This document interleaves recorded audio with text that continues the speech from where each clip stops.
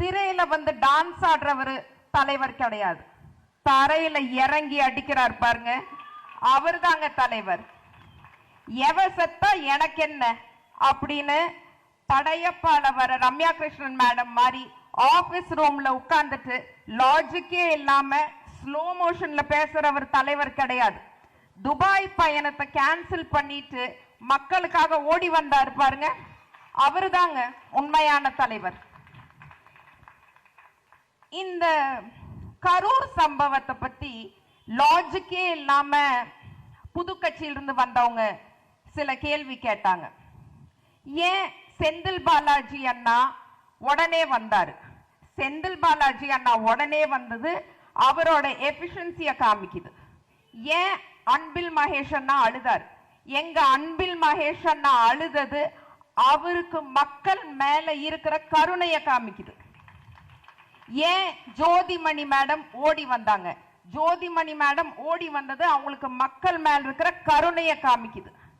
சும்மா லாஜிக்கே இல்லாம நீங்க பெர்மிஷன் கொடுக்கல, நீங்க பெர்மிஷன் கொடுக்கல, எல்லாமே எங்களை கேட்டாங்க பண்றீங்க, நாங்க பிரின்சிபல், நீங்க எல்கேஜி ஸ்டூடெண்டா, எல்லாமே எங்க பெர்மிஷனோட தான் நீங்க பண்றீங்களா? அதனால கொஞ்சம் லாஜிக்கோட பேசணும்.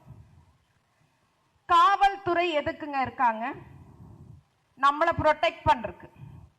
காவல்துறை மேல பால் வீசுறது, மரத்து மேல ஏறுறது, காவல்துறையை கடிச்சு வைக்கிறது, இதையெல்லாம் ஒரு தலைவர் கண்ட்ரோல் பண்ணணுமா வேண்டாமா? நம்ம மாண்புமிகு அறநிலையத்துறை அமைச்சர் எங்கள் சேகர் பாபு ஐயா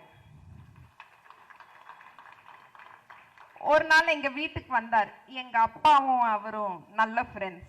ராத்திரி ஒரு 9 மணி இருக்கும். அப்பா அவரை வழி அனுப்புறதுக்கு வெளியில போயிட்டு இருந்தாரு. நான் அப்பதான் கிளினிக் முடிச்சுட்டு உள்ள வரேன்.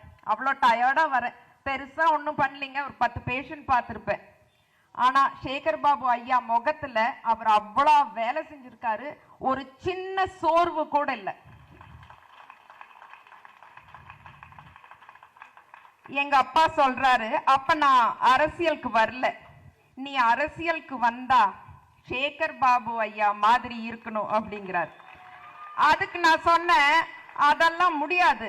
எப்படி ஒரே சூரியனோ ஒரே சேகர் பாபு ஐயா தான் இருக்க முடியும், அவர் மாதிரி யாருனாலே ஆக முடியாது.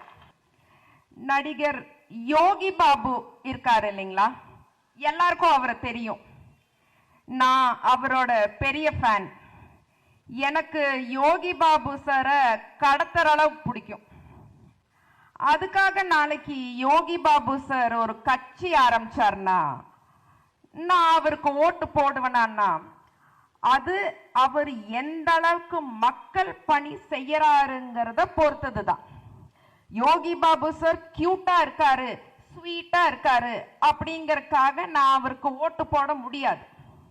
There is a lot of difference between a fan and a citizen. ஒரு ரசிகனுக்கும் ஒரு குடிமகனுக்கும் நிறைய வித்தியாசம் இருக்கு. இத நம்ம எல்லாரும் கண்டிப்பா புரிஞ்சுக்கணும் அப்படின்னு நான் விருப்பப்படுறேன்.